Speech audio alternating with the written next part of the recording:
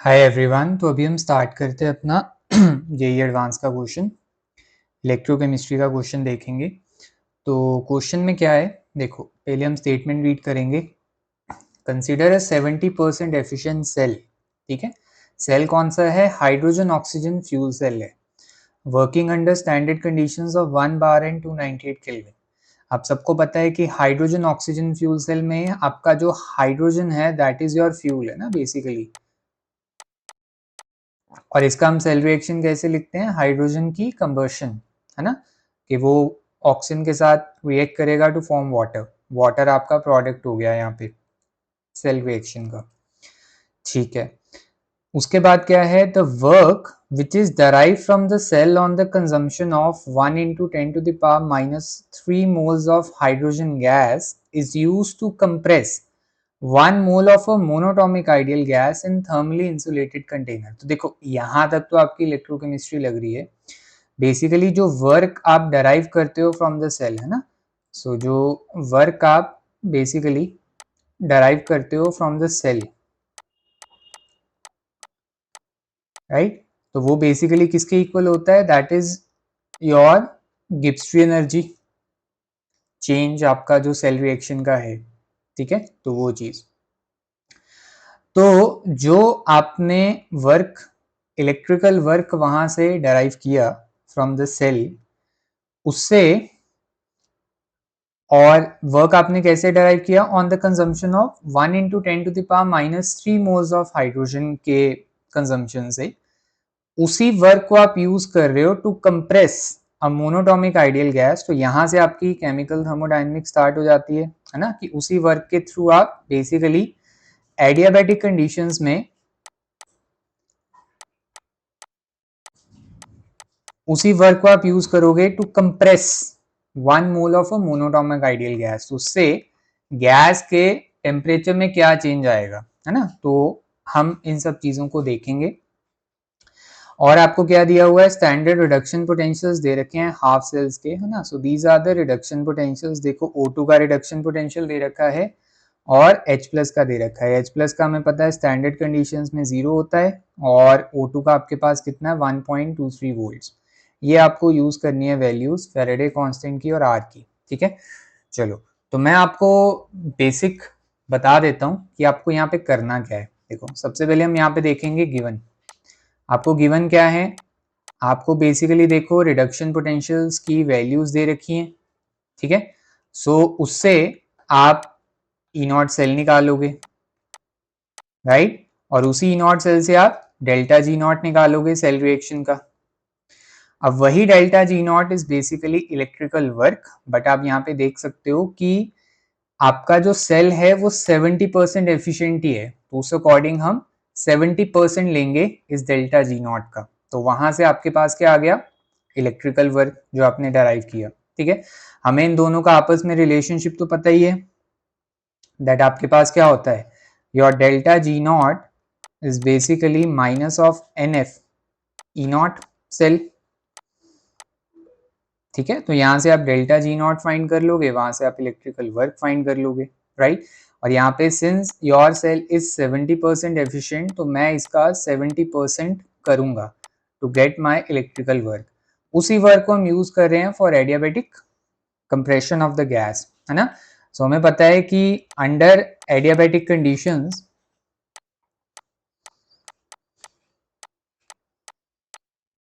Adiabatic conditions में क्या है आपके पास? Q0 है।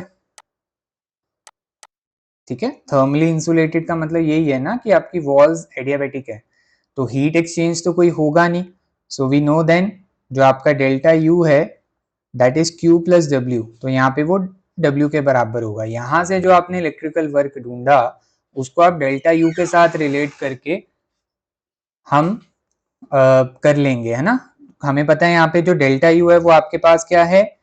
N C V molar delta T, तो उसको हम रिलेट करेंगे विद द इलेक्ट्रिकल वर्क, और वहां से हम चेंज इन टेम्परेचर निकाल लेंगे। सो आप देख सकते हो कि इलेक्ट्रो के थ्रू हमने इलेक्ट्रिकल वर्क का एक्सप्रेशन निकाला और उसके बाद हमने उसको यूज किया थर्मोडायनेमिक्स में, उसको डेल्टा यू के साथ रिलेट करके फॉर अ गैस। ठीक है, तो ये सारे कॉन्सेप्ट्स हमारे यूज होंगे।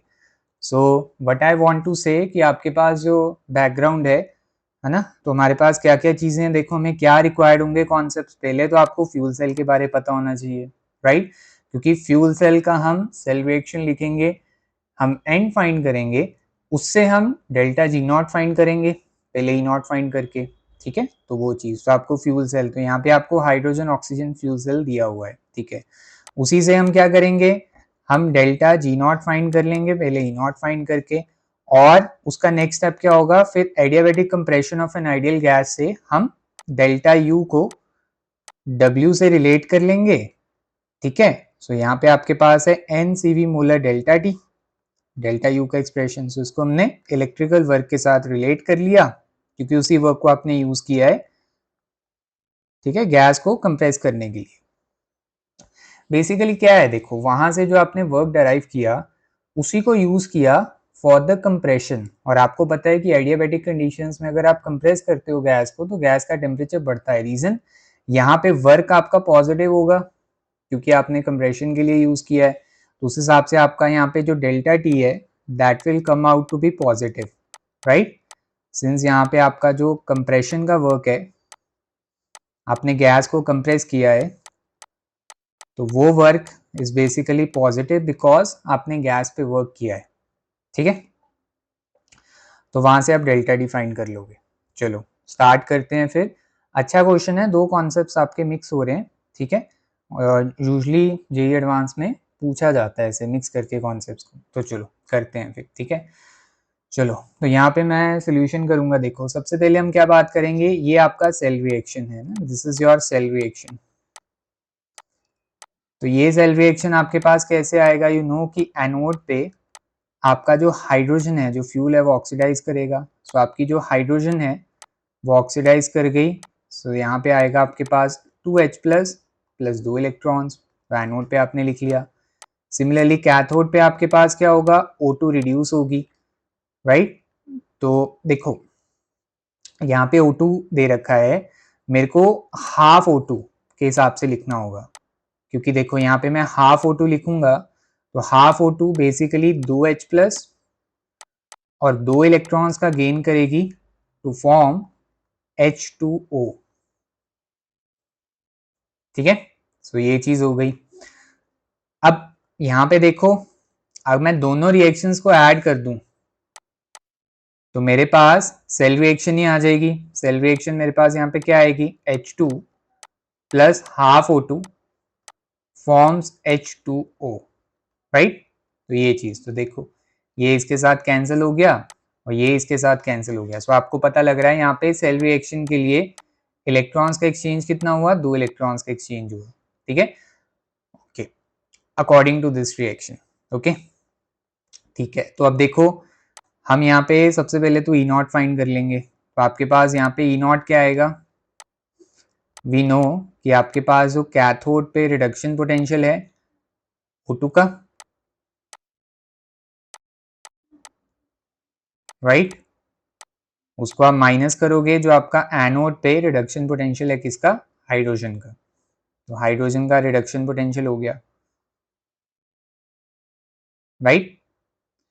तो यू नो कि आपके पास जो ये होती है this is an intensive property, है ना, तो एन पे डिपेंड नहीं करेगा, तो हम यही वाली वैल्यू पुट करेंगे, कितना है आपके पास 1.23 और इसकी कितनी वैल्यू है 0।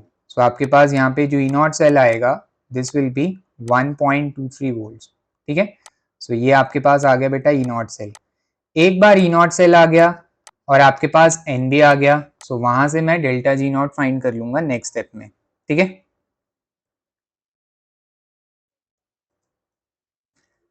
सो यहाँ पे फिर मैं डेल्टा जी नॉट फाइंड करता हूँ।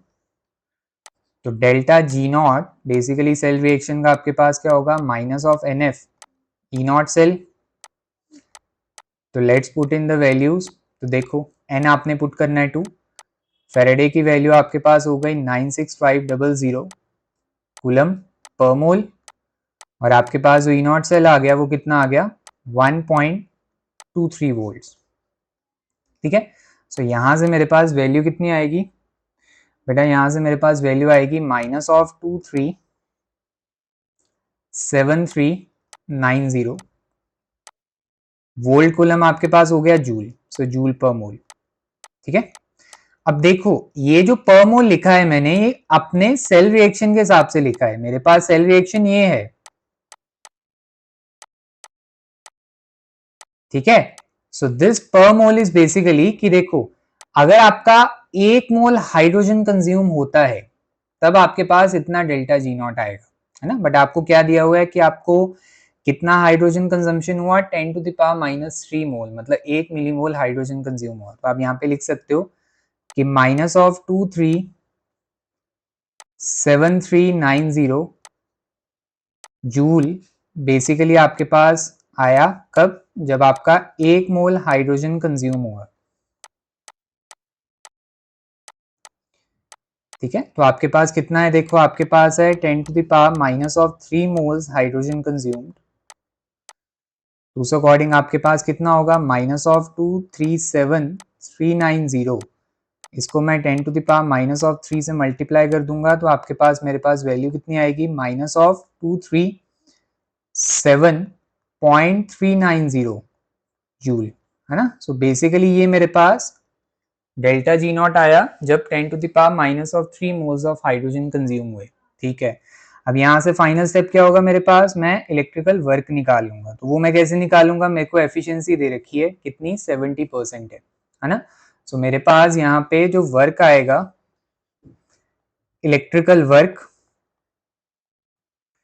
वो मेरे पास क्या आएगा, जो मेरी ये वैल्यू है -237.390, इसको मैं 70% से मल्टीप्लाई कर दूंगा तो मेरे पास यहाँ पे वैल्यू कितनी आ जाएगी, -166.173 जूल।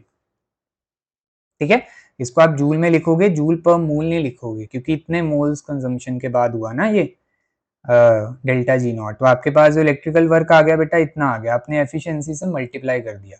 सो ये नेगेटिव इसलिए आया क्योंकि सेल ने वर्क किया है, सेल ने इलेक्ट्रिसिटी प्रोड्यूस की है। तो ये आपका यहाँ तक इलेक्ट्रोकेमिस्ट्री का कॉन्सेप्ट यूज हो गया। इसके बाद फिर हमें थर्मो यूज करनी है। ठीक है, सो अभी इसके बाद क्या है कि हमने अभी जैसे किया कि आपका जो इलेक्ट्रिकल वर्क है, ठीक है, वो आपके पास कितना है, -166.173 जूल, इतना, राइट।